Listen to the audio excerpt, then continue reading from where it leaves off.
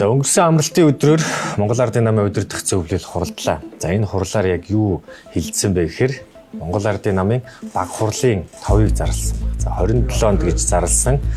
27 гэхээр одоо ирэх Бямбайгт таарж байгаа. За энэ удаагийн Монгол Ардын намын баг хурлаар юу хэлцэх вэ гэхээр 3 зүйлийг хэлсэн. За шинэ гишүүдээр мэдээж шинжилэн батлана, даргад нэр дэвшигчээ тодруулна.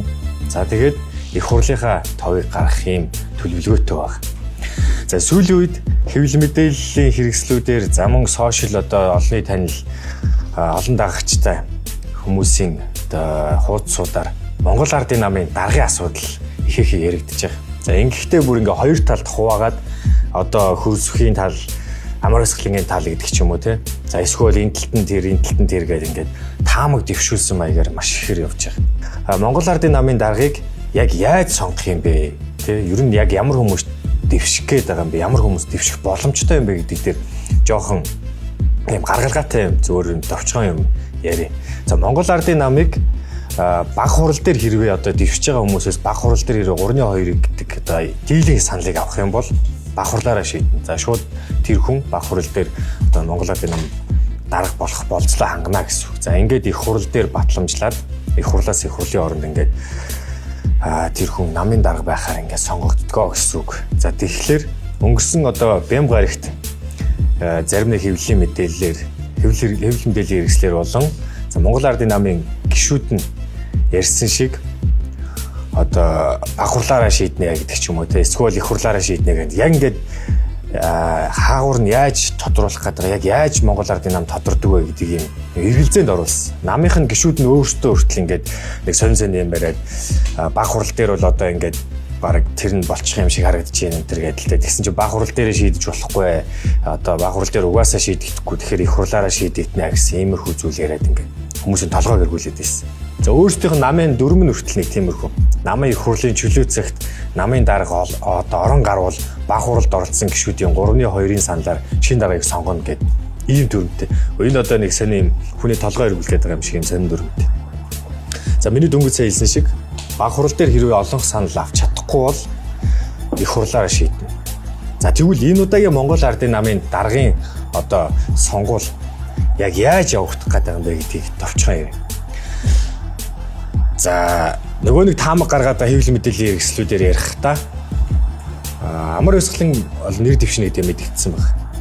Тэгэхээр амар өсгөлэн баг хурлаараа шийдъя гэсэн ийм сонирхолтой байгаа гэж яриад байгаа. За яагаад гэвэл баг хурал дээр одоо амар өсгөлэнгийн одоо нөлөө ихээ гэдэг ч юм уу те. За ингээд үүн дээр нь одоо тэдний бичиж байгаа артталт нь оюун эрдэнэ байгаа. Тийм учраас оюун эрдэнэ амар өсгөл хоёр нийлээд баг хурал дээр нөлөөтэй байж чадна гэдэг ч юм уу. За ингээд баг хурлаараа намын дарга аваад гарч чадна гэсэн иймэрхүү зүйл ярьж байгаа.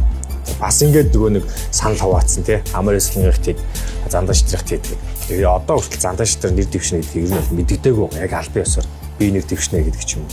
Зөвхөн л бид нэр дэвшүүлээд байгаа болохоос биш яг өөрөө би дэвшнэ гэж хэлээгөө. За яах вэ?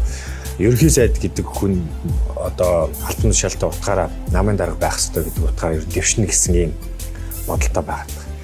За тэгвэл нөгөө талд одоо хөрсөхгээ ялгаад яваад байгаа. Тэгээ хөрсөхийн талаас тэгвэл яг Монгол Ардын намын даргын сонгуулийг яаж явах одоо ийм бодолтой байгаа вэ гэхээр их хурлаараа шийдье гэж. Ерөнхийдөө одоо ингээд сая өнгөрсөн Бямбайгт очсон зарим нэг удирдах зөвлөлийн гишүүд нь ярьж байгаагаар их хурлаараа л шийднэ. Ер нь баг хурал дээр бол баг намын дарга шийдэхгүй гэсэн зүйлийг ярьж байгаа. Тэгэхээр ерөнхийдөө их хурлаараа шийдэх юм хантай байна.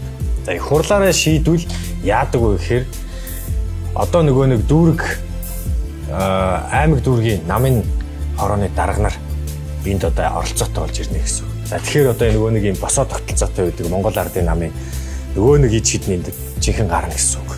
Хин одоо хүрээгээ илүү сайн тэлж хүмүүсүүдэд зоож чадсан байна. За тэр нь их хурал дээр ялах магадaltaй гэсэн үг. Тэгэхээр их хурал дээр мэдээж ерөнхийлөгчийн нөлөө маш их байдаг. Орон нутагч нөлөө ихтэй. За дүүргүүдч нөлөө ихтэй учраас ингээм хоёр талт болчоод үзээдэх. Нэг нь одоо баг хурлаараа нөгөөх нь их хурлаараа шийдъя гэдэг. За амар өсгөлэн бол баг хурлаараа шийдчих гэсэн юм амбицтай байгаа юм байна. Хөрсөх бол их хурлаараа шийдчих гэсэн юм амбицтай байгаа. За одоо Монгол Ардын намын баг хурал 27-нд хуралдана. За ингээ 27-нд хуралдаад нэр дэвшнээ тодруулаад за За нэг 40 хоногийн дотор гэдэг баха 30 хоногийн дотор гэдэг ч үлээ. Одоо намын дарга юм сонгох юм дүрмтэй багтах. За тэгэхээр ерөөдөө нэг намын даргын сонгуулийн үйл явц иймэрхүү болно. Сонгогдох үйл явц нь ч гэсэн иймэрхүү болно. Бид 27-нд бүр эрх бэм барагт хин нэр дэвших вэ гэдэг зүйлийг харна. Танхимаас хин орж ирэх үү? За тэгээд одоогоор нэр дэвшихээ илэрхийлж байгаа амар ясгалан дээр нэмэгдээд зандан шитэр мэдээж орж ирэх байх гэж бодож байна. Өөрөө илэрхийлэг өгөөч гэсэн. За тэгээд ингээд танхимаас орж ирээд ингээд нэр дэвших хүмүүс тодорно.